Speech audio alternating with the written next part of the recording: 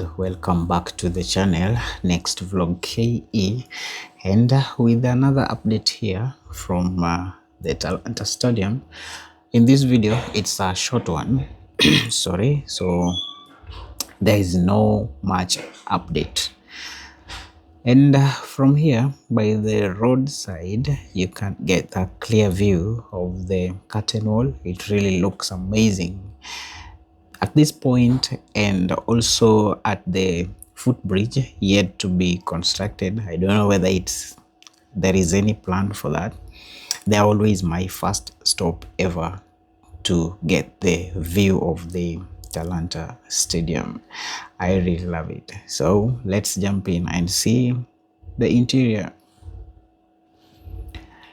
Yeah, so as you can see, these are the terraces, and they look very steep. Yeah, but there are safety measures put in place. You can see the pitch down there. The grass that were planted are just about to sprout. You can see the mulching. It's taking quite some time, but I believe they'll be almost, maybe by the end of this month, everything will be ready. Yeah, so that looks amazing. The seats are already in place. For the first tire, it's done, dusted. Yeah, for the second tire, where we have mostly the red seats, are not completed, but work is in progress. And the upper deck is also underway. LED advertisement boards have been placed in most of the cages, and the entertainment system, the speakers are already mounted. So that really gives a clear indication that we are almost 80%. Yeah, the pitch really looks amazing. Yeah, it looks so nice. And from this view, I don't know, those will be in this stand, yeah, getting the clear view of the pitch.